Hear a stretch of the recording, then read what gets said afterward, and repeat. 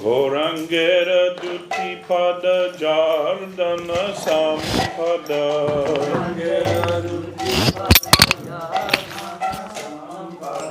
Sejane bhakti rasa sa.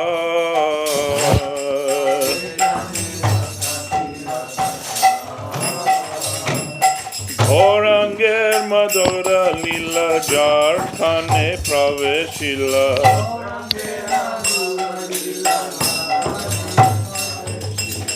Hridaya nimal belota.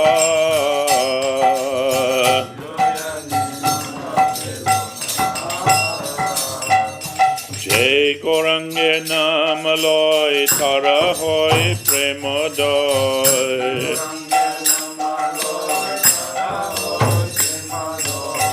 Tare mui jai boli hari.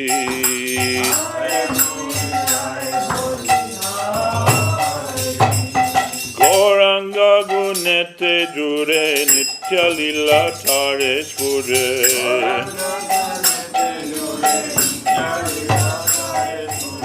Sejana bhakti adhikari.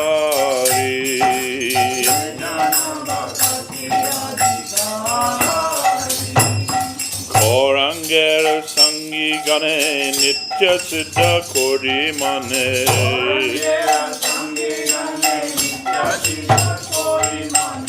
Sejai brajendra sutta pash.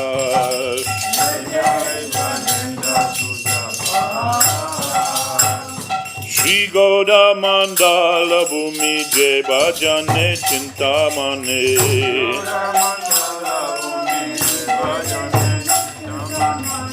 Hara hoy braje bhume bas.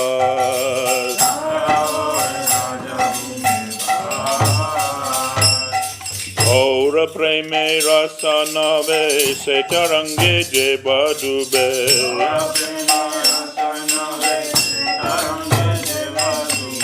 Shri Radha Madhava Antaranga.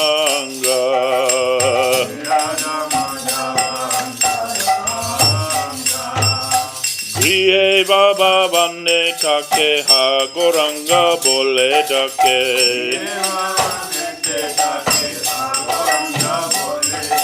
Narottama Mage Tara Sangha.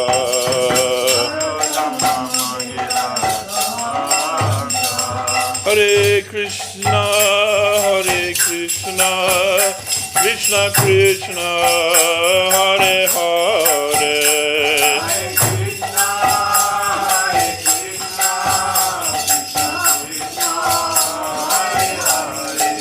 Hare Rama, Rama Rama, Hare Hare.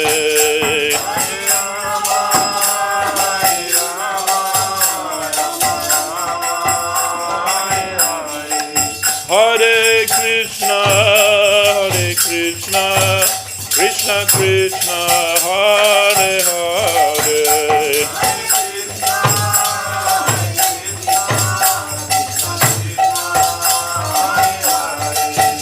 Hare Rama,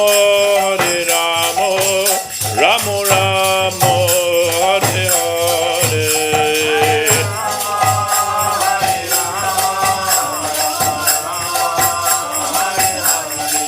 Hare Krishna, Krishna Krishna, Hare Hare.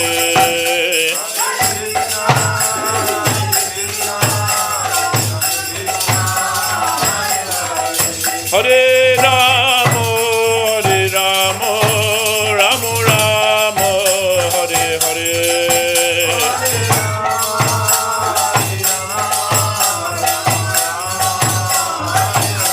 Jai Gaura Hari Bol, Hari Bol, Hari Bol, Hari Bol.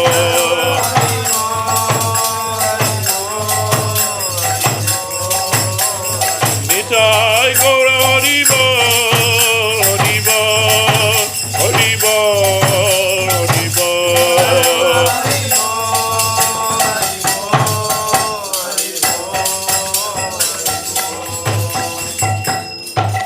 Gaura Premanande. As a beautiful song written by Narottam Das Thakur. Anyone who accepted the 2 lotus feet of Lord Chaitanya can understand the true essence of devotional service. Whoever hears of the sweet pastimes of Lord Chaitanya, their heart will become pure. In one who takes the holy name of Gauranga, there is an awakening of love of Godhead. To such a person I say, bravo, excellent! If one appreciates the transcendental qualities of Lord Gauranga, the eternal pastimes manifest in their heart. Such a person has real devotional qualification. By considering the associates of Lord Gauranga to be eternally perfect, one can attain the association of Sri Krishna in Brajadam.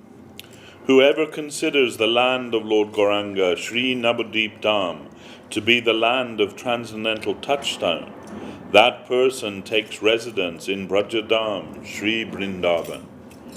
Whoever dives into the waves of the nectarian ocean of love of Lord Gauranga becomes an intimate associate of Sri Sri Radha Madhava. Whether one lives in a house or in the forest, if they chant, "O Lord Gauranga," Narottam Das begs to attain their association.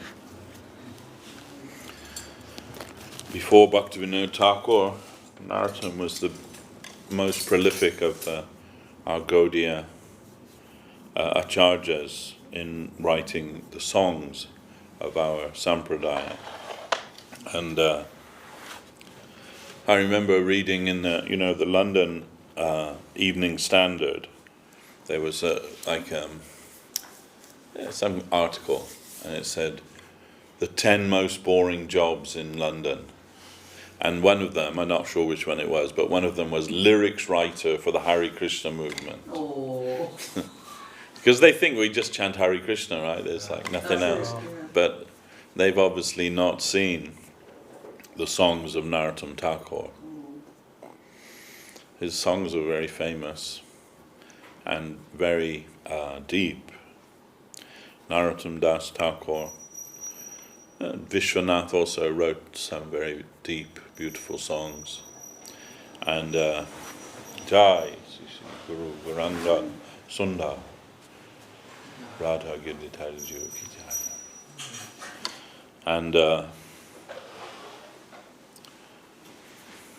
And Bhaktivinoda Thakur, so many songs in the same mood and the same line of them. And our Guru Maharaj also. Krishnadas Kaviraj Goswami, Krishnadas Babaji Maharaj, when he would come to see Guru Maharaj, he actually popularized Guru Maharaj's songs all of the Gaudiya Math and ISKCON also in India.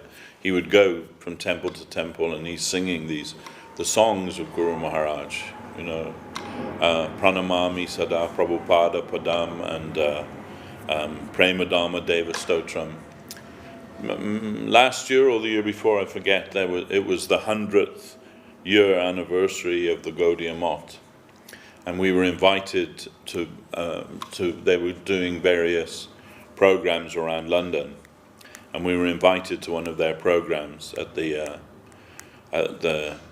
temple of Vaikuntanath in East London, and we went there, and there were some sannyasis. One sannyasi, I forget their names now, but one sannyasi from Bhakti Saranga Goswami Maharaj's Math, and another maybe from the Bagbazar Gaudiya Math, but they, like senior sannyasis from their missions, they were also there. And so we had an hour spot, to sing and like that, and we were singing mainly the songs of Guru Maharaj. And those devotees, they knew all those songs, and they're singing along with us, they knew them. And I had a very nice talk with them afterwards. But yes, Krishnadas Babaji Maharaj would kind of popularize Guru Maharaj's songs. He loved them very much. And he, when he would go, he came to Guru Maharaj's Math very often. And Guru Maharaj asked him, "I heard that you visited my birthplace, And while you were there, you were seen to be taking, like lumps of clay from there and eating it. Why are you doing that? Guru Maharaj said. And Babaji Maharaj said, because I consider your songs as to be non-different from Narottam Das Thakur's songs. The same quality, same depth of devotional expression. Oh, this is the line of our Gurudev, so we're okay with that, that 10 most boring jobs, and okay, we're okay with that. We have no problem. We have no problem with that. But very deep, and that song, Gauranga Duti Pada, is a very favorite of Guru Maharaj, and because it embodies that idea that if you give your full attention to Mahaprabhu and Mahaprabhu's Leela and Mahaprabhu's philosophy, then you will find yourself one day awake in the realm of Vrindavan. This song explains that. You don't need to concentrate on devotion to Radha and Govinda if you have real devotion to Mahaprabhu, Chaitanya Dev. Automatically that comes from that, and in a safe way and secure way, because if we try to approach the divine couple without the safe shelter of Chaitanya Dev and Nityananda Prabhu, we're bound to make offense and find ourselves in difficulty. In fact, Vrindavan Das Thakur is written in Chaitanya Bhagavat, who worships Radha and Krishna but neglects the lotus feet of Chaitanya Mahaprabhu, they create only evil in the world. So we see that many times. We see people, yes, Radha Krishna, really nice, that, but they don't know anything about Mahaprabhu. Once we were with Srila Govinda Maharaj in Navadvip, and 2 brahmacharis came from our South African mission there, and they're telling Gurudev about their preaching. Oh, we have very nice program, big pandal program on the weekends, and like 300-400 people coming every weekend. And Gurudev, Acha, yes. So, and what is your preaching matter? And they said, we're telling about Lord Krishna, we're telling about Lord Ram. They don't know anything about Mahaprabhu, so we're just sticking to what they know. Lord Lord Krishna, Lord Ram, and they're very happy. They're very happy with that. And Srila Gurudev's response was, I can never support that, because we are preachers of Gauranga and Nityananda Prabhu in their line. And if your audience doesn't know who is Gauranga Mahaprabhu, your job is to teach them who is Gauranga Mahaprabhu. Well, it's central, and we should not think, Lord Chaitanya is just the incarnation for Kali Yuga. No, he's not just avatar, but avatari. He is Radha Govinda combined. We should have no misapprehension about this. He is the most magnanimous. This is not just hyperbole, when Rupa Goswami, Namo Mahabharanaya, when he says, that offers this, you're the most magnanimous incarnation, and Krishnadas Kaviraj, Anarpita Chirim Chirat, that what you have given, no other avatar of Krishna has ever given before. Even Krishna himself has never given what you're giving. So this is Chaitanya Dev's mission. We are part of that. So to have Krishna consciousness without Chaitanya Dev is a fool's dream. It's not possible. In fact, Krishna consciousness means Krishna Chaitanya. There's no other way of interpreting that. Without Gauranga Mahaprabhu, without Nityananda Prabhu, there's no question of anyone having Krishna consciousness. So anyway, this song I love very much, and Guru Maharaj loved very much that song, and all Vaishnavas love that song. Narottam's songs, very wonderful. But in Nitai Prabhu, you had a question? Yeah, it's just I'm reading in Gita, like, it's a part in the Gita, I can't remember exactly, but it's talking about the different moods of devotion and how they can also be mixed with different modes of nature. Yes. So, like bhakti in the mode of ignorance, bhakti in the mode of passion, bhakti in the mode of goodness.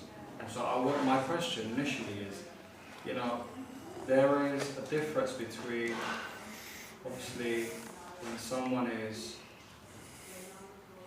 practicing, when someone has reached the stage where their devotion is transcendental. And so what's the difference? What's the key component where someone is practicing in a transcendental mood, and what's the difference between that and the mode of goodness? Because it can seem similar, Yes. but the result is different, isn't it? Yes. So yeah, there's Karma Mishra Bhakti, Jnana Mishra Bhakti, Yoga Mishra Bhakti.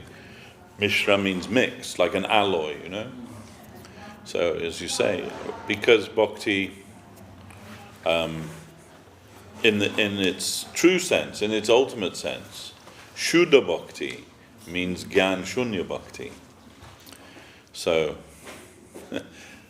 for a lot of people that's a difficult pill to swallow. A lot of philosophical thinking people, okay, everything is good, what you say, but Gyan Shunya Bhakti, like, that means like Bhakti in without any knowledge, without proper knowledge, or, free of knowledge. Like, how does that compute? Obviously, the knowledge, that scriptural knowledge and so on, that informs us. And it's a stage of bhakti, Jnana Mishra Bhakti. But Gyan Shunya Bhakti, we're talking on another level altogether. This is the residents of Vrindavan. The Brajavasis, they're Gyan Shunya Bhakti Bhaktas, Gyan Shunya Bhaktas. The gopis of Vrindavan, they don't know anything about philosophy or any of these things. When Krishna sends Uddhava to Vrindavan, he's written a letter for him to read to the gopis, and Uddhava does that. Of course, Krishna has many reasons for doing what he does, and one of them is he wants the devotees to see Uddhava, and he wants Uddhava to see those devotees. So who is Uddhava, right? He's Krishna's bosom friend. He says, "No one is more dear to me than you, Uddhava. Not even Baladev is as dear to me as you are. Not even Lakshmi is as dear to me as you are." This is Uddhava. And Uddhava looks like Krishna. And, when Uddhava arrives in Vrindavan, they think it's Krishna, first of all. Then they realize, oh, no, it's Uddhava, He dresses like Krishna. He's a similar complexion to Krishna. He carries himself like Krishna. They're very similar in many ways. And he's dearest friend of Krishna, you can say. And he wants Uddhava to have some darshan or some exposure to those devotees, and to see what is real devotion. But he also wants the gopis to hear his letter, and he wants them. He wants Uddhava to see what their response is. So Krishna's letter says, "My dear beloved residents of Vrindavan, you please forgive me that I can't be there personally. When I have some things to take care of, when all my duties finish there, again I'll come to be with you all in Vrindavan. But in the meantime, you should learn to practice yoga. You should learn to practice yoga and meditation. And if you do this, then you'll understand that God is everywhere, and that you'll be able to perceive God in all things, and you'll be peaceful. This is my remedy for your feelings of separation. So, and what's their reaction? They're like, is he having a laugh? Is Krishna having a laugh? He sends Uddhava here and telling learn yoga and practice meditation. Say, what? Like what? We're not interested in that. So we're not even for a moment. Why is he saying that? He's insulting us. They're telling, and Uddhava's surprised when he sees this reaction. Not only that, Srimati Radharani, when she hears that, she just completely goes off on her own. She has this conversation with the bumblebee. She sees the bumblebee, and she thinks, oh, maybe Krishna's come in the form of a bumblebee, and I'm going to have a few words with him. I'm going to speak my mind to him now. And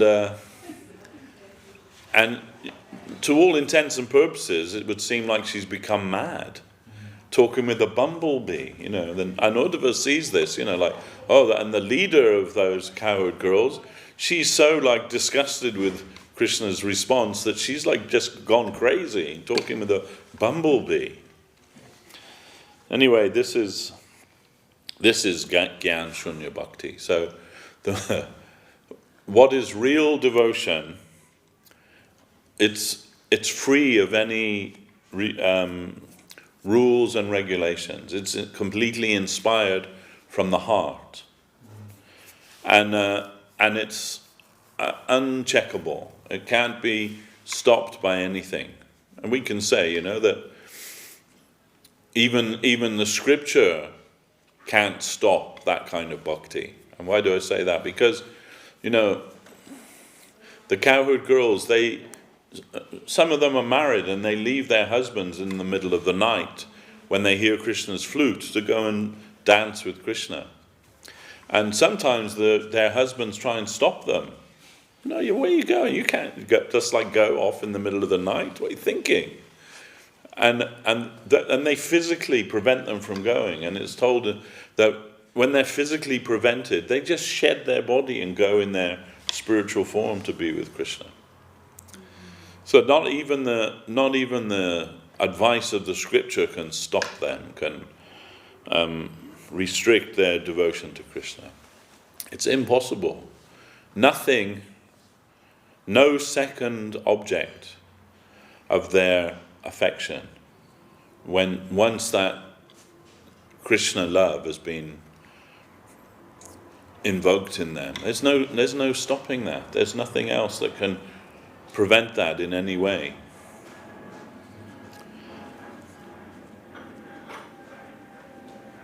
It's extraordinary.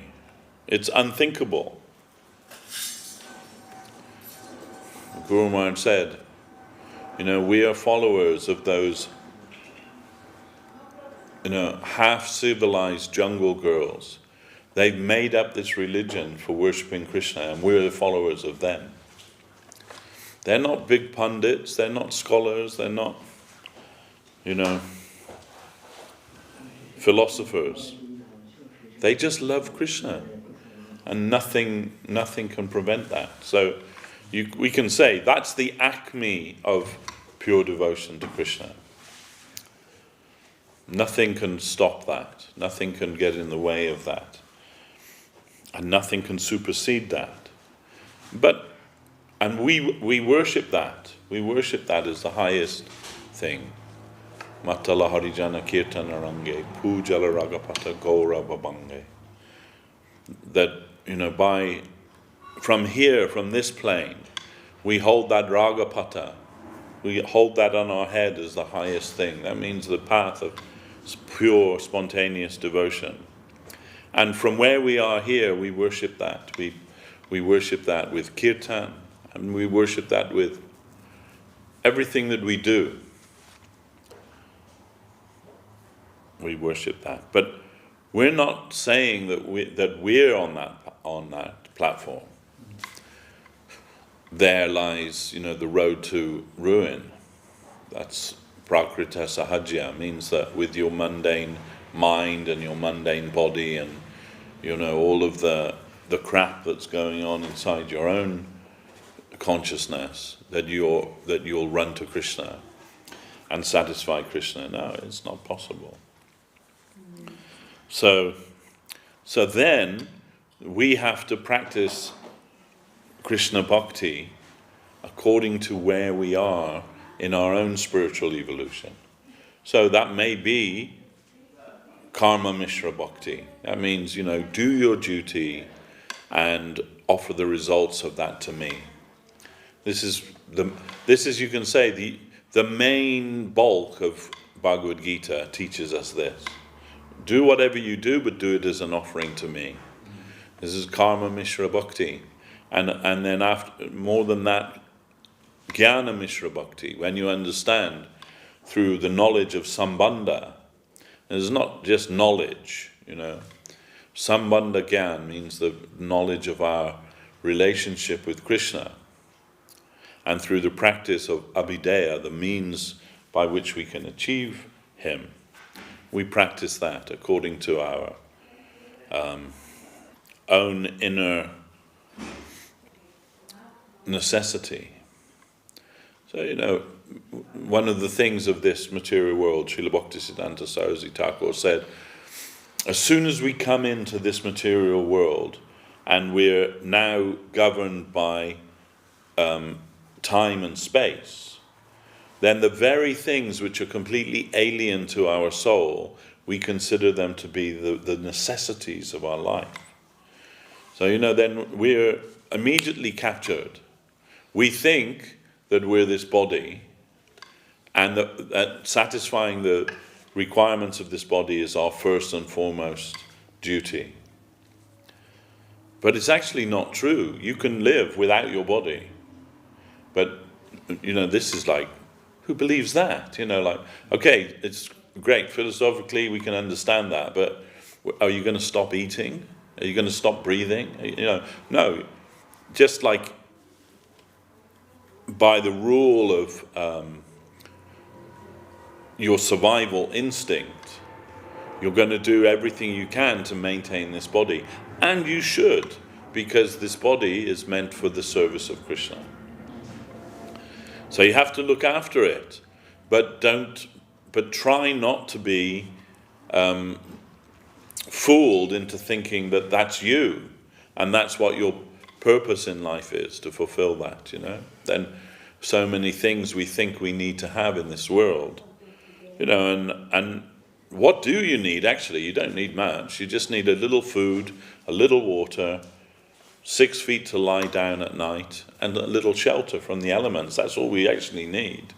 But somehow or another we think we need, big cars, big houses, 60-inch color televisions, and the latest 20 internet gadgets and what have you. We're convinced we need all these things. So, then we think that we'll find satisfaction through stuff. This is like one of the big things of Kali Yuga, is that everyone wants stuff. And, have you noticed, you must have noticed, right, that in the last 10 years or so, everywhere you look, there are these, self-storage facilities, SureGuard and all that, where you can rent a place and store your stuff. Because people have got so much stuff, they can't even fit it in their house anymore. They have to rent somewhere else to put their stuff. Seriously, that's how it is, and people think that's what will make them happy. I read that, Michael Jackson, before he died, that was what he used to do, right? He'd go up to Beverly Hills and just buy stuff. This antique furniture, this thing, that thing, whatever it was, he'd buy it, and it would be delivered not to his home, to his storage facility. He didn't even see it again. It would just be stored in his storage facility. Now, this is people with more money than they know what to do with, And everyone's thinking, yeah, this is what I want. This is what I want. My friend, I don't want to go too much off on a tangent here, but my friend that I used to work with, he used to regularly show me the picture of the car that he wants to get, And it's a Bentley convertible. It's a beautiful car, no doubt about it, But it costs more than my house is worth, And this was like, his goal was to buy this car. And he lives in Croydon, right? So I said, wouldn't you be afraid that, like, when you park it, someone's going to scratch it or steal it or, damage it? So wouldn't you? Well, I would be, if you had something like as valuable as that on the side of the road, wouldn't you be? And he'd say, no, I'll just keep it in my garage at home and I'll ride it, drive it once a year. Just go out and drive it once a year, like down the road. Here I am in my Bentley, And I said, and you don't think that that's insane? And he said, no, it makes me happy. So, okay, fair enough. So, this is what people convince themselves that they need because they don't know what to do with their life. They really don't know. And this is not new. We read that in Chaitanya Charitamrita, that when in Navadvip, that was the center of learning of India at that time, like Oxford or Cambridge is in the UK, right? So if you wanted to be recognized as a scholar, you had to study in Navadvip, and you had to be able to establish yourself there in Navadvip. As a result of that, Navadvip became a very affluent place, and people desired to live in that area. But people were so wealthy there, they also didn't know what to do with their time. So they used to arrange big festivals, marrying cats and dogs. I mean, and we see that similarly these kind of things go on now, like you see these girls, they have a little dog in their bag, don't they? Carry it around with them, and they're like beauty parlors for cats and dogs. Especially in America, in Hollywood, the dog goes to the beauty parlor and, or your cat or whatever it is, It's some madness because people just don't know what they should do with their money. They got so much of it. Then, this was how it was in Navadvip before Mahaprabhu appeared.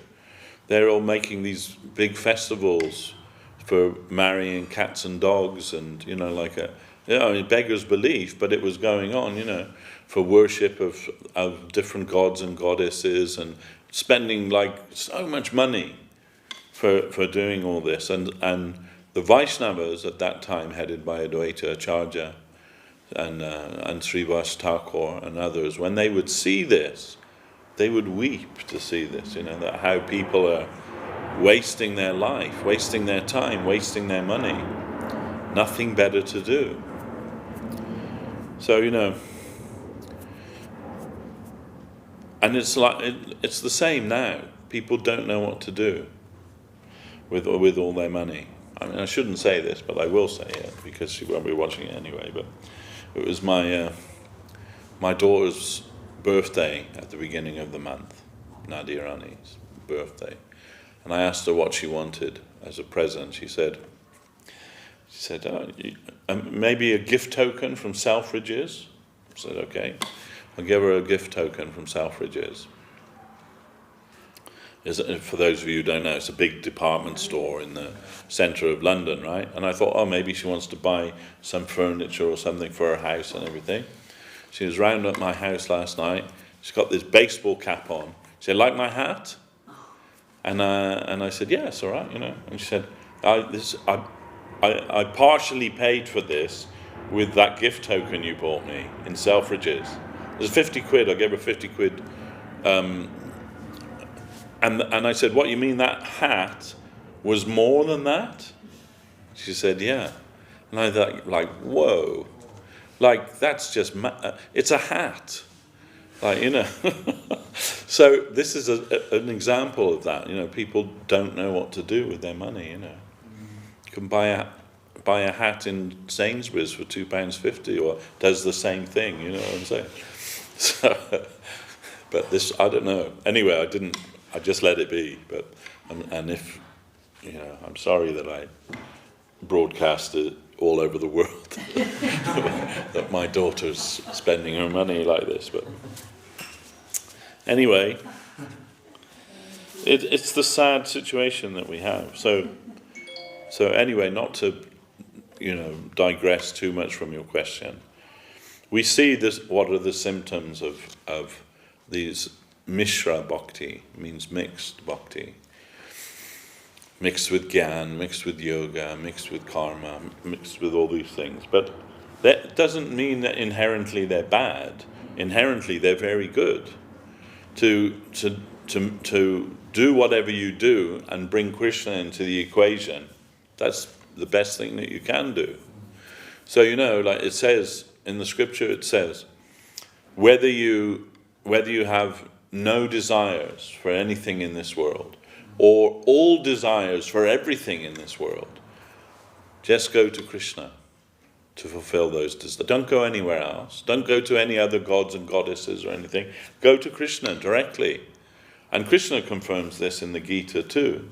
Less intelligent people worship gods and goddesses, not knowing that what their boons that they can give only are coming from me alone. You know, so sometimes we think like that, you know, it's not so easy to get boons from Krishna. But Lord Shiva, he's Ashutosh, very, very easily pleased. Maybe I'll go to Lord Shiva, he'll give me that thing that I desire, you know, or this god or this goddess or whatever it may be. But all of them receive that power to give those boons from Krishna. So go to Krishna directly, but be careful what you wish for, because, you know, you might get it and it might ruin your life. But if it's connected with Krishna, then it can only be auspicious, can only be good, because he's the all good. He'll never do anything for anyone which is ultimately harmful. But he is known as Hari, he who takes away everything from his devotees. So, you know, people who are in the know, they're a little reluctant to worship Krishna because of that.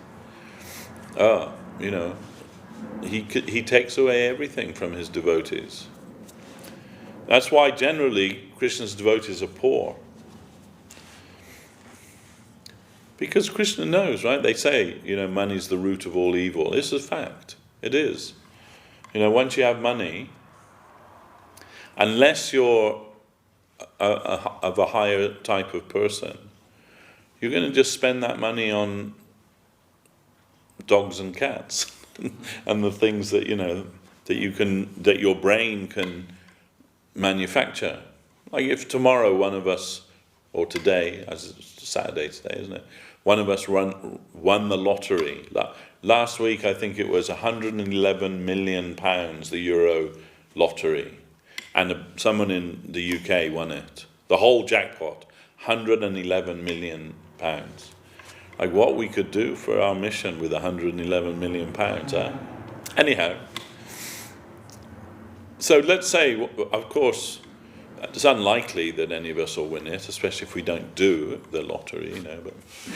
But let's say one of us won it. How far down your list of things would use it for the service of Krishna be? Like in theory now, we might be thinking, yeah, build a temple, do this, do that, all these things. But I bet you, like a pound to, what do they say? I forget what the...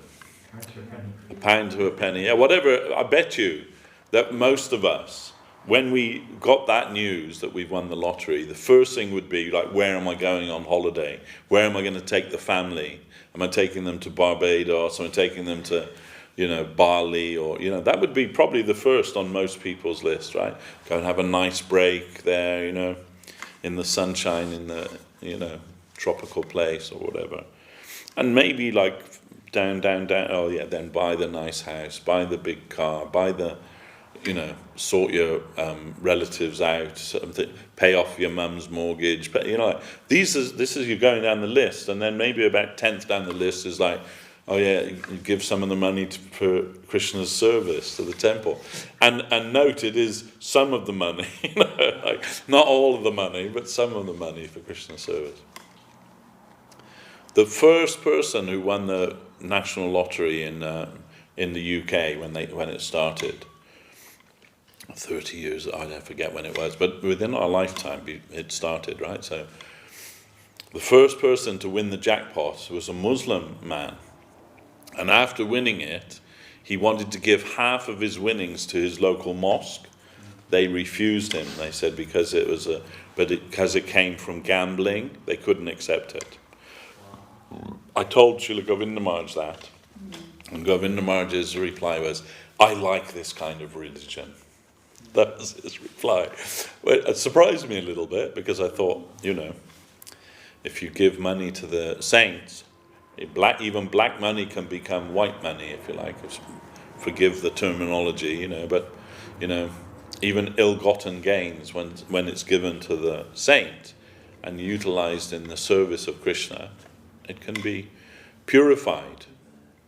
That's what they say in organized crime, isn't it? Laundering the money means taking the money of their ill-gotten gains and washing it so that it becomes, legitimate. So, Srila Prabhupada used to say that, you give that money to me, I'll utilize it in Krishna's service, and, it'll be purified from wherever it came. But Srila Govinda Maharaj said, no, I like this kind of religion.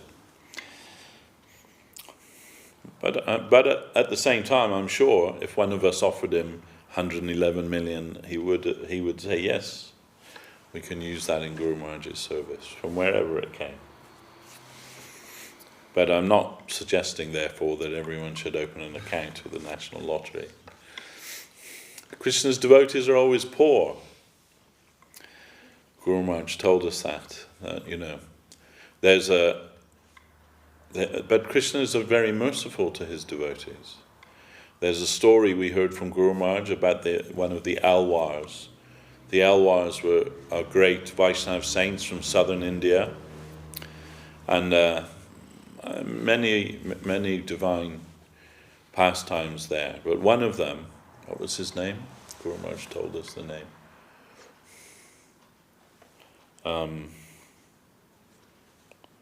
I forget now. Maybe it'll come to me. But he used to be the pujari at the temple of Ranganath in southern India, one of the most opulent temples there, the temple of Ranganath, which was, I believe, was established by Vibhishana. The deities of Ramchandra were installed there by Vibhishana, the brother of Ravan. And that temple, Sri Rangam, like every Hindu has heard of Sri Rangam, it has a solid gold dome which is bigger than this whole building, the top, made of solid gold. Very opulent temple. Anyway, this devotee, he's the pujari there, right? So when he's serving there, some young women came on pilgrimage to the temple. Vishnu Ketra, that was his name, Vishnu Ketra. So he's the pujari there, and these women came there, young ladies. They were prostitutes. It is not uncommon that prostitutes are also devotees. It's just that they have to do that to make their living, by force of circumstance.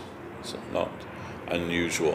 What is unusual, what is remarkable, is that in Srimad Bhagavatam, where it speaks about the Krishna entering into Dwarka, that it says all the residents of Dwarka came to greet him, and it says that the prostitutes were dancing before him, and even Guru Maharaj said, I was surprised that even in Dwarka there are prostitutes. Like, how do you accommodate that? So that's kind of remarkable. But anyway, these two girls, they came to the temple there. And one of them, when she saw Vishnuketra, she just like fell in love with him. And they're doing some service in the temple and everything, and she's trying to get like him to notice her and become affectionate to her like this. And then when it was time for them to leave, she told her friend, I'm going to stay here for a while and just carry on, do service, Okay, so her friend goes, she stays there. And eventually she seduces Vishnuketra. And one thing leads to another, and he leaves his service and like moves into an apartment with her, perhaps in the local town or whatever. And he's living there with her, right? Completely besotted by her. But Guru Maharaj said he was poor because he was a devotee. He didn't have any money, and she's used to having lots of money, right, from her profession. She was pretty good by all accounts. Then what to do? Then, because there's no money, he's not bringing any money, she got bored with him. Also, devotees are usually, they're not very exciting, you know what I mean? For a life of excitement, you're not going to find it you won't find many devotees signing up to be part of the Secret Service or MI6 or, like that. Anyhow, so she got bored with him, and then she said to him, Vishnuketra, I'm going to go back to my old profession because, we need the money, first of all. And from now on, if you want to be with me, you're going to have to pay me like everybody else. And rather than thinking, forget that, he thought, how can I get money to pay for, to be with her? He was so obsessed with her. And so he's thinking this way, and he's mentally suffering. He's suffering very much. What am I going to do? What am I going to do? Where can I get money? Where can I get money? He has no success. But meanwhile, Lord Ranganath, back in the temple, he understands the suffering of his devotee. So in the puja, every day, they use one big water pot made of solid gold. And by his mystic power, Ranganath transferred that to the home of Vishnuketra. So Vishnuketra wakes up in the morning and he sees the pot there, and he's by Yoga Maya, he's bewildered. Oh, I recognize that pot. It must be mine. But I didn't even notice it before. But there, and it's I think it's made of solid gold. So I should be able to get quite a lot of money from that, and I can enjoy with, my girl. So he takes it to the goldsmith, exchanges it for money, and carries on his relationship with the girl. And meanwhile, back at the temple, the pujaris there going, where's that gold water pot that we use every day in the puja? It seems to have disappeared. And they're looking, and then they come to the conclusion, somebody must have stolen it. So they call the police, and the police begin an investigation, and they find it in a nearby town in the goldsmith's shop. And so they go to arrest the goldsmith. The goldsmith says, no, I purchased it from that Vishnuketra. He bought it in here. And they just put two and two together. Oh yeah, he used to be the pujari. He knows about it, where it was. He's obviously swiped it, for whatever reason, Then he's arrested.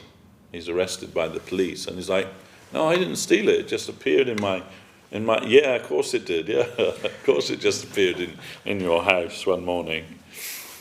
So he's arrested, and he's got to come up before the judge. And a serious crime, stealing from the temple of Ranganath. Then, but in the night, Ranganath appears in the judge's dream and says, "Why have you arrested my devotee? I gave him this pot. It's it belongs to me, and I can give it to whoever I want to. I gave it to my devotee, Vishnuketra. He needed the money." So when he came before the judge the next day, he's thinking, this is it now. I'm going to prison. Who knows what punishment I'm going to get for this, And my bad karma is finally caught up with me. But instead of that, the judge just says, no, this pot was given to you by Ranganath, and he confirmed this to me in the dream last night. You're free to go. I know. Oh, okay. So he leaves.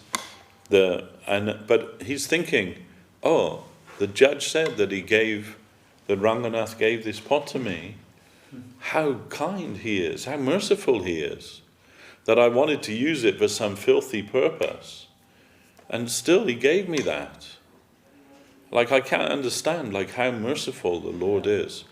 But it was like a wake-up call for him, Then immediately he forgot his desire for this girl, and just all he could think of was about the mercy of his Lord.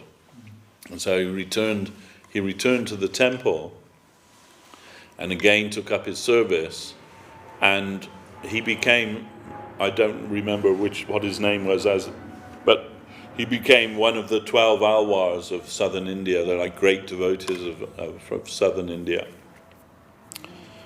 So we can understand that devotion to Krishna is not about rules and regulations and everything. All of that, when it's with the Lord, when the Lord is involved, he doesn't see that. He just sees. He saw, my devotee is suffering so much, I can help him in this way, and it helped him in that way. So never be surprised by the miraculous things that happen by the will of providence, or by the Lord, the will of the Lord. But I remembered that story because Guru Maharaj said, when she says to him, you're going to have to pay like everybody else, Guru Maharaj says, he tried, but he was a devotee, and devotees, they can't make money, just always poor. This is the fact, actually. There are exceptions, no doubt, like Sudama Vipra, who was, given so much opulence and wealth by Krishna's grace. But Srila Guru Maharaj, we all know that story, right, of Sudama Vipra was with Krishna's school chum and everything. And they couldn't even afford milk to give to their boy. And he went to Krishna, and his wife said, you can ask him for some help. I know he's like a big king in Dwarka now. He'll help you.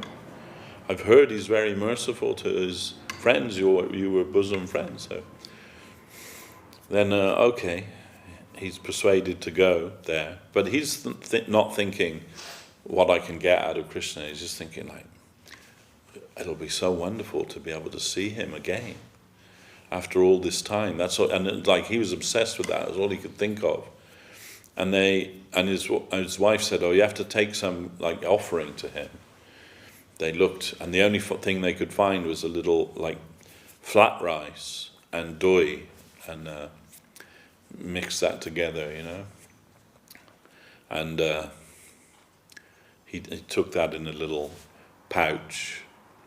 And when he came, and when Krishna said, "Did you bring anything for me?" Seeing Krishna's opulence, he's so ashamed that that's all he's got in his, tied to his belt is all he's got is this little pouch of flat rice and yogurt. And he says, "No, I didn't bring anything." Krishna says, "Well, I don't think that's true, is it? What about that there? Oh, this is so sweet. I never had anything so sweet."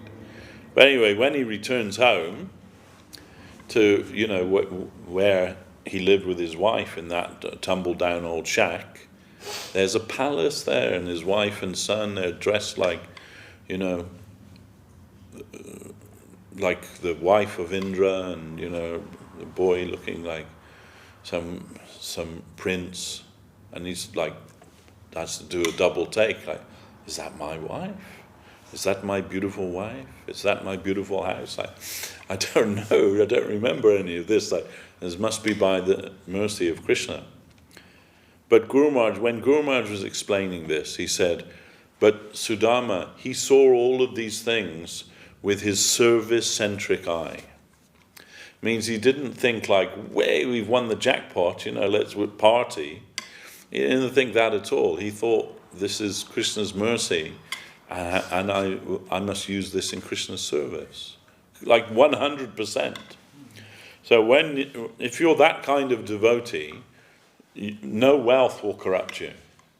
But for most of us, wealth does corrupt us. Not just us, people in general.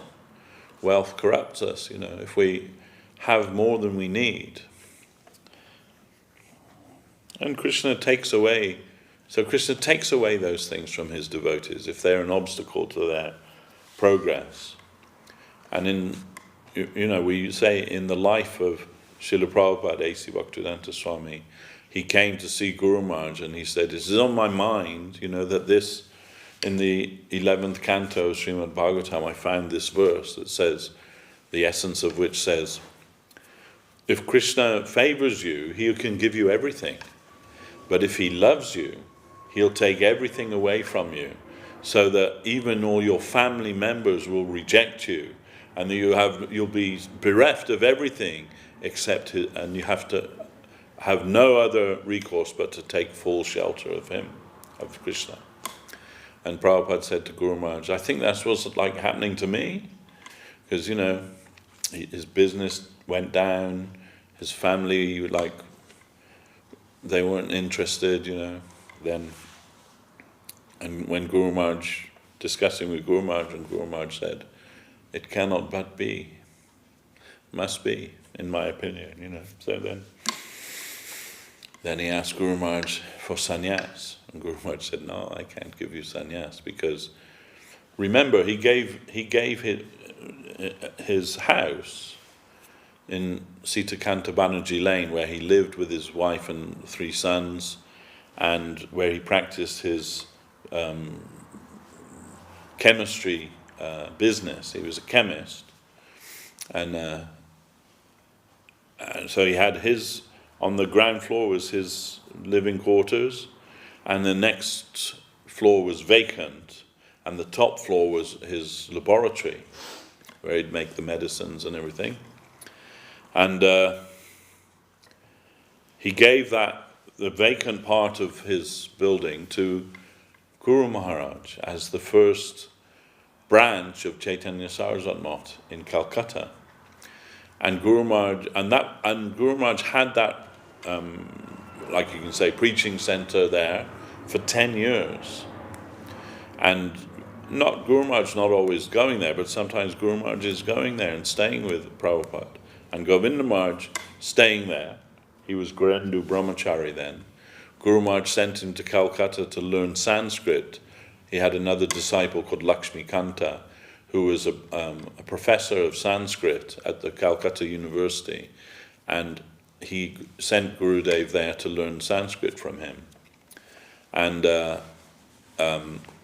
he stayed there in that, branch of Chaitanya Saraswat Math. And every morning he would hear and discuss Bhagavad Gita with Prabhupada. Guru Maharaj said, Swami, Abhay Babu, he's writing an English commentary on the Bhagavad Gita. You can learn Gita from him. His Sanskrit teacher didn't like that. His Sanskrit teacher told him, why are you learning Gita? I can teach you Gita, he told Govinda Maharaj. I can teach you Gita. I'm a brahmachari, he told. I'm a brahmachari, and Abhay Babu, he's a grihasta. He has kumkum on his head. That was his insult to Prabhupada. So Govinda Maharaj said, I was like 19 years old, or 17, 18, whatever it was. He said, I didn't understand what he meant by that. I didn't understand. Of course, what he means is, for those of you who also don't understand, is that sometimes ladies, they put kumkum on their breasts, and his head means he's been embracing with a woman, and therefore he gets the kumkum on his head. So it's a kind of insulting thing to say about somebody. Oh, he has kumkum on his head. Means like he's a loose person or something, So Govinda Maharaj said, I didn't understand, but I knew it wasn't meant as a compliment. He said, so I came home from my study that evening, and I knocked on Swami Maharaj Abai Babu's door, and he said he came to the door, and his face was very flushed red, and he said, I asked him, why is your face red? Is that kumkum on your head? It's good. Gurudev asked Prabhupada, and Prabhupada said, no, I'm cooking, that's why I got. And he said, oh, Lakshmikanta said you had kumkum on your head. And he said, oh, you can try and take it off if you think, it's the powder, right? It comes off on your hand. And Gurudev said, no, it's okay. I believe you. And Prabhupada was just laughing, at that. But anyway, means that, their connection was very intimate, especially Srila Govinda Maharaj. He lived there for 10 years with Prabhupada. And within that 10 years, Guru Maharaj coming and Prabhupada going, and they're meeting together, so very kind of intimate connection. So then when Prabhupada asked Guru Maharaj for sannyas, he said, I can't give you sannyas because your wife and your sons, we're very intimately connected. And they will not forgive me if I do that, But if you want the mantra, the sannyas mantra from me, you can go to Keshav Maharaj because I gave him sannyas. So it'll be the same as getting it from me, the mantra will go from me to Keshav Maharaj and Keshav Maharaj to you. So he accepted that compromise, and Bhakti Pragyan Keshav Maharaj gave sannyas to Prabhupada.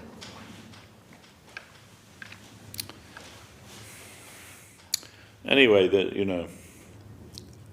family connection is very hard to leave that, especially if you have a happy family,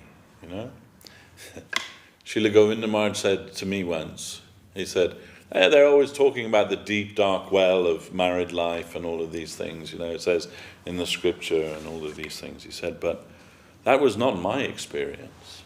My family life was very happy.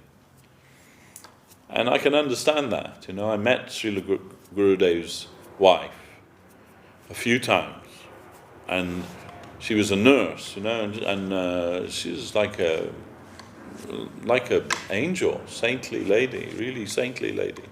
And his daughters, and she died, but and Gurudev would go and visit his daughters sometimes. But one of his daughters, I was speaking to her one day, and I asked her, so what was it like, when Govinda Maharaj was living with you as your father and the family? And she said, oh, very happy family life, And I said, so what did he like to do? I was getting a bit cheeky, What did he like to do as, his pastimes at home? And she said, he liked to do kirtan.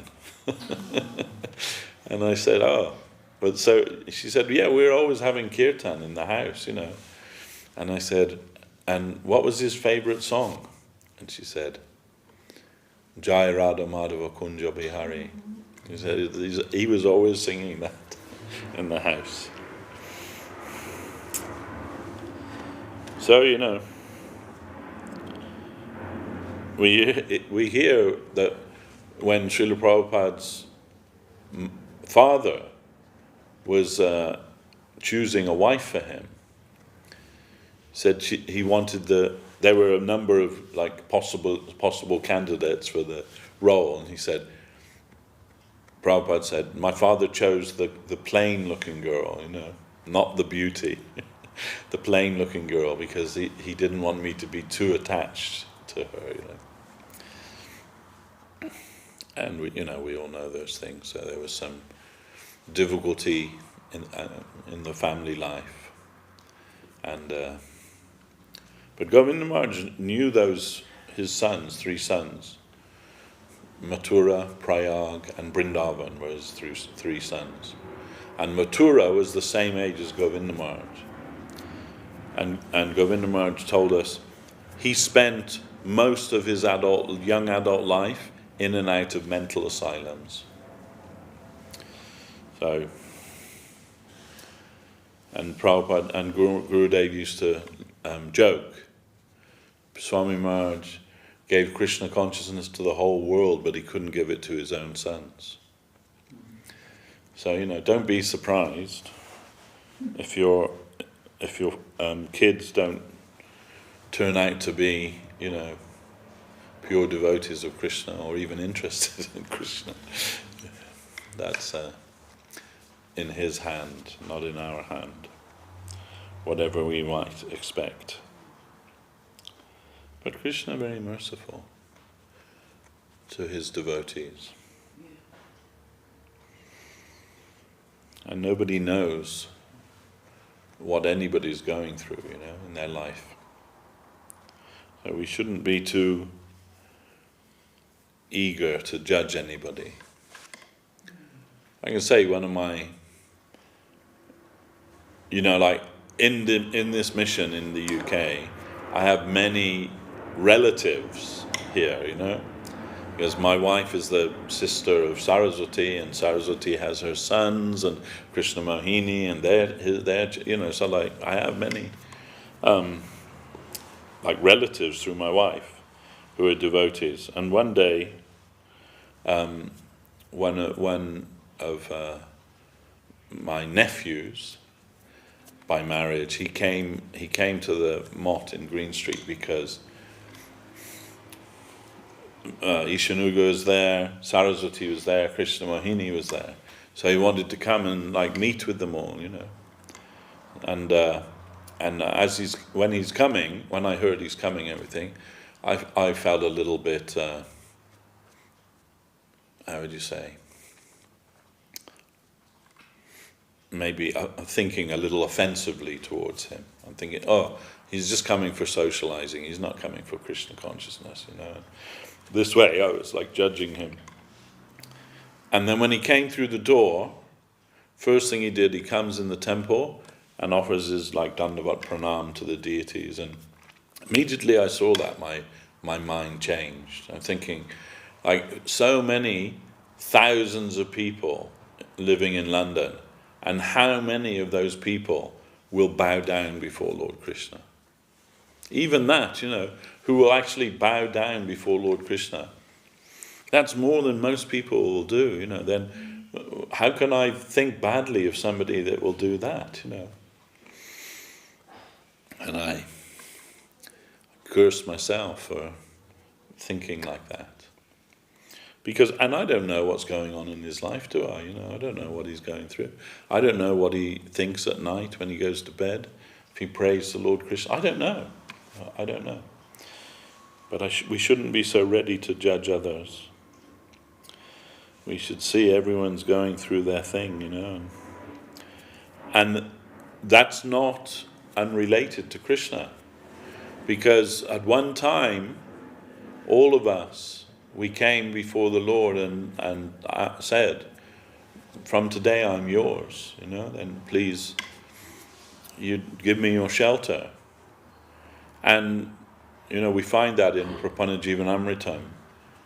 When Vibhishana, Ravan's brother, came to surrender to Ram, everyone was against it. Lakshman, Hanuman, Sugriva, all of Ram's associates, they said, no, he's a spy, This is Ravan's brother, right? He's definitely a spy, you shouldn't accept him, you shouldn't trust him, you shouldn't. But the Lord said, no, whoever comes before me even once and says, from today I'm yours, then I give him my shelter and my protection for all time to come. And Guru Maharaj, he included this verse in his Prapanajivanamrita. This is the Lord's promise. So, maybe our promise changes, That yesterday I came with full sincerity to offer myself to the Lord. Today my circumstances have changed and I find I'm doing something else. But the Lord doesn't, so we may change our promise, but the Lord doesn't change his promise. We can rely on him. That if the Lord says, I give you my protection and my shelter for all time to come, he means it. He means it. So, then we should be very generous in our appreciation of the devotees. It's very rare. It's very rare in this world to find a devotee of Krishna. Krishna himself says that in Gita, doesn't he? Of many thousands of those who are seeking after the absolute truth, hardly one knows me in truth. So, it's a rare thing, and we should celebrate that, however slim or, tentative the connection may be. And who knows, today or tomorrow, what may happen in that person's life.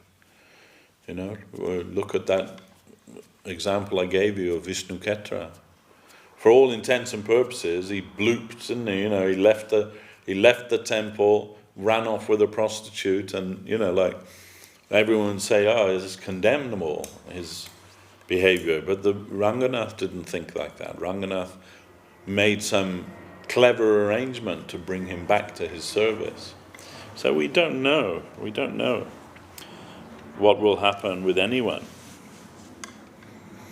So Srila Govinda Maharaj would say, I should be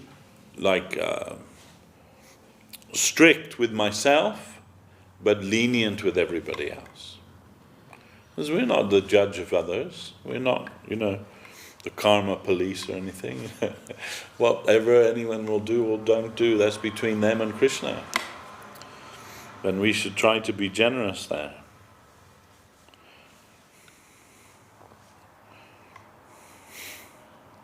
And sometimes we see one of our godbrothers, he fell out with in Australia, he fell out with the new administration there. And it was Guru Maharaj's Vyasa Puja day, Srila Sridhar Maharaj's Vyasa Puja day. And he came, and while he was offering his obeisances to Guru Maharaj, the other devotees picked him up and threw him out the temple door. Physically threw him out in the middle of him offering his obeisances. So we shouldn't be so cruel in our dealing with others. Guru Maharaj said that the rule of law should not overshadow the allowance of love. We come for love. We come to Krishna for love, isn't it? We don't come for any other thing. Then if we want his mercy, why should he give us his mercy if we won't be merciful to others ourselves? Yes, Lord, I'm the most fallen and the most wretched. Please give your mercy to me. But now I'm going to give this guy a kicking because he did something that I find objectionable. I can't be merciful to him, but I expect you to be merciful to me. Why? So, Guru Maharaj would say, mind your own business. And what is anyone else's business? That's between them and Krishna. Between them and Gurudev. I heard an extraordinary thing the other day which gave me great hope. I was listening to a talk of Srila Govinda Maharaj, and in that talk he said, once Guru Maharaj has accepted somebody, he has no right to ever leave them. And if that didn't come from Srila Gurudev himself, I wouldn't believe that. You understand? No matter what they do, once they've been accepted by Guru Maharaj, that's it. Gurudev said that, these actual words. Guru Maharaj has no right to ever leave them, abandon them. So, that's a wonderful thing, We see so many people in our checkered history, and we see oh, this one became offensive, and this one did this one did that. But once they were accepted by Guru Maharaj, so why should we think that Guru Maharaj will abandon them? He'll make some arrangement to bring them back to his service, to his lotus feet. We have to believe that. We have to believe that everybody can get the mercy of the Lord. Otherwise, how can we believe that we'll get the mercy of the Lord? And that's what we need most.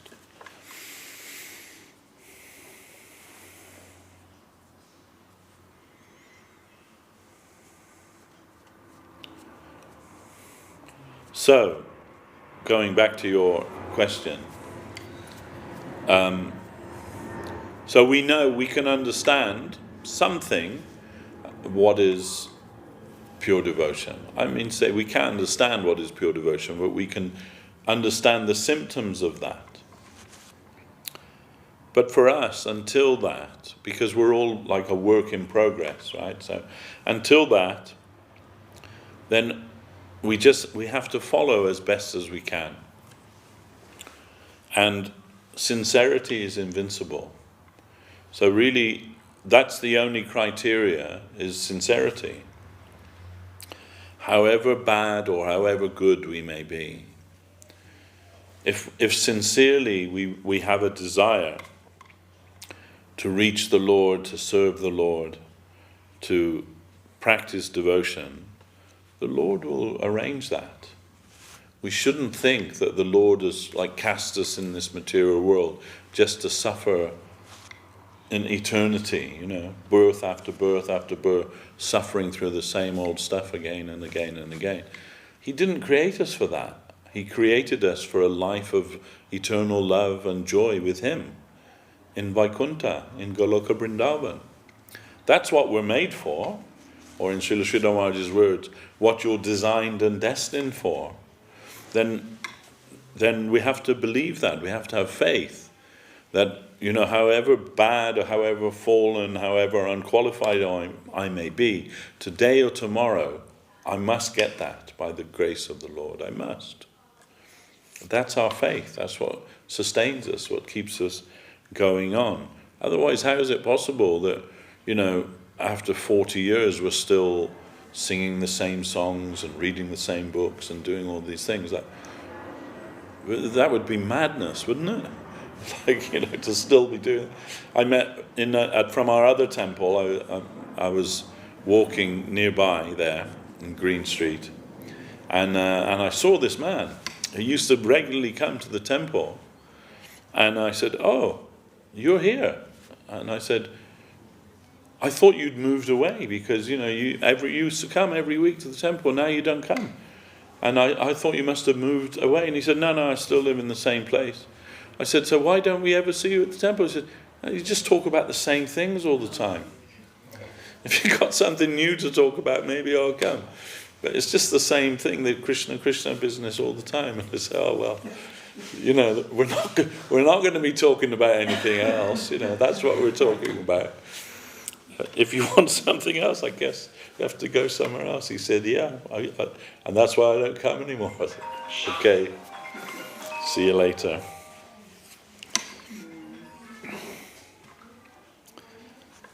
I heard that's what, when Prabhupada was, first preaching in America, that one of the visitors there, he said, "Why are you always just talking about Bhagavad Gita, man? Let's talk about the I Ching, or let's talk about, what was that book that was famous in those days? Zen and the Art of Motorcycle Maintenance. That was one book. You remember that? Or let's talk about, and Prabhupada just said, "No, I don't know anything about any of that. I only know Krishna and Bhagavad Gita. We're not interested in any other thing." And maybe that makes us kind of boring. Like I said, devotees aren't generally very exciting. There's the heartfelt. Yes. That is so wonderful to continue all the time. What your heart needs. Yeah. The food. What food your heart needs. So Guru Maharaj told us, Krishna, he's Satchidananda Vigraha. That is Krishna, right? The embodiment of, truth, eternity, and consciousness, and ecstasy, Satchit Ananda. And it's also told that the jiva, you and I, we're also Satchidananda, although in a smaller degree. The jiva soul is also in his pure state, Satchidananda.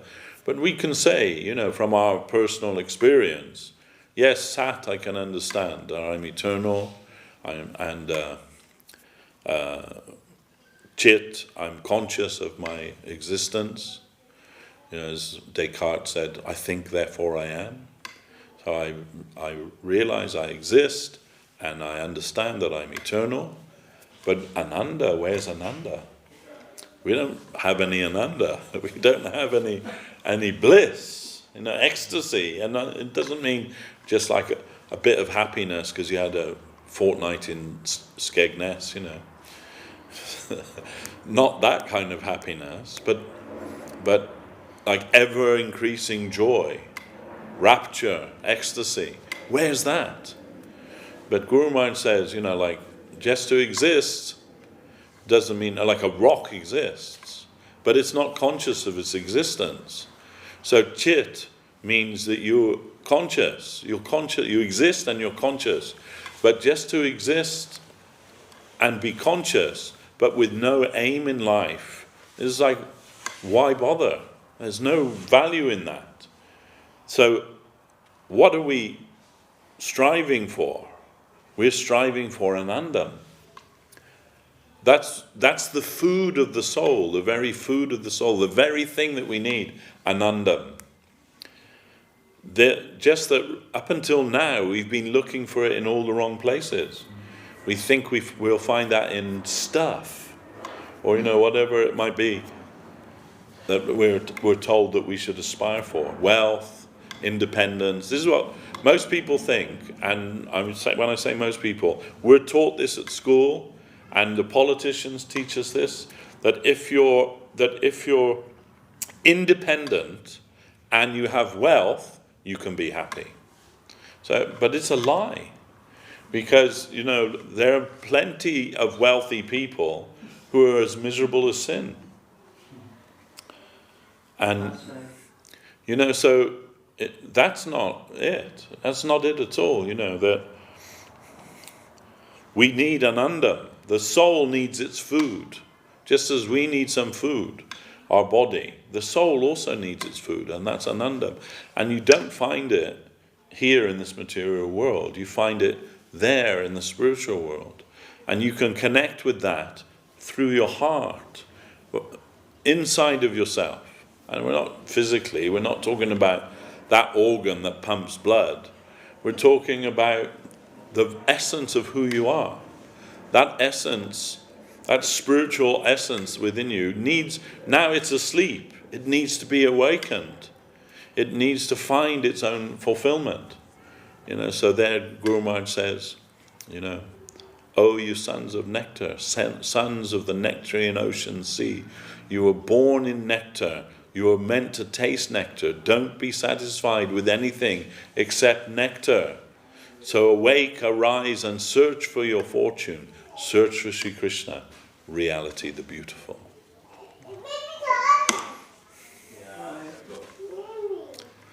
So I don't know if that answers your question, but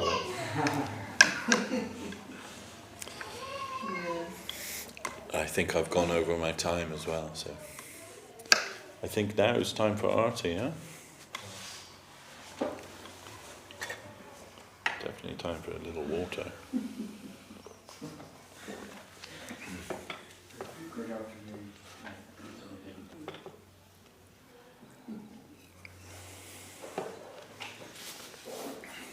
So, shall we put the water again? What? Get ready for the art again? Absolutely, yeah. Then, otherwise we can sit here and spellbound for at least another hour. Yeah, I'm not sure. And then Artie, we had to put the books away and the maps away. Yes, it is.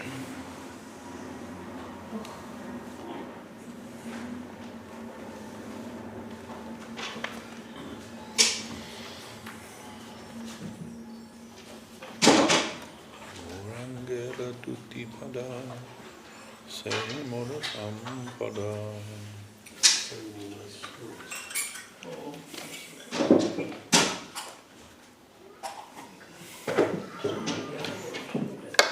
Gorangera Dutipada Semora Sampada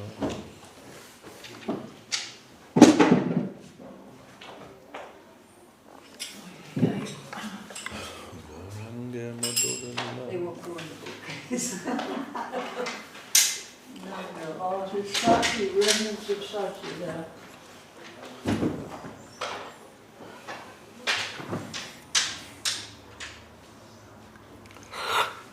Hare Krishna.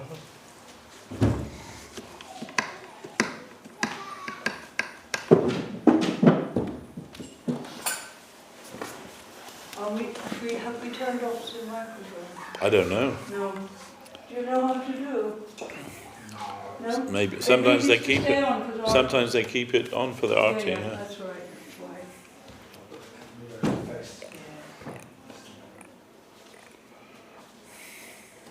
Oh.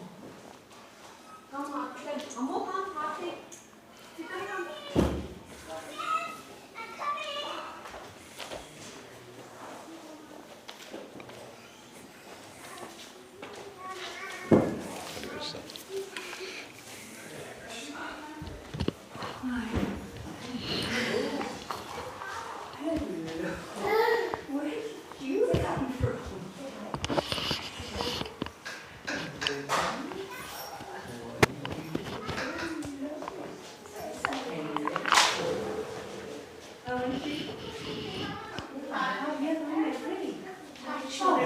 Hey, she's been busy playing, or she's been dodging her. She's been on the dog. Anyway, I saw you this time. Yeah. Oh.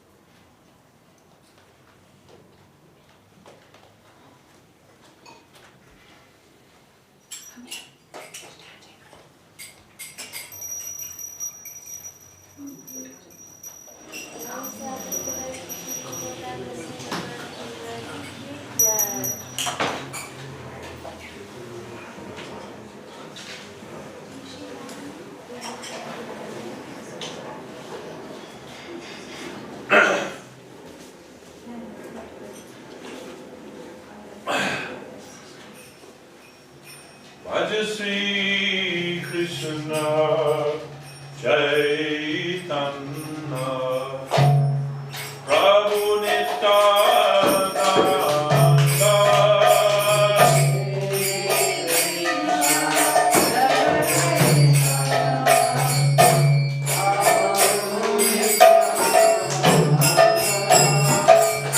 Shri Advaita Bhagavad Gita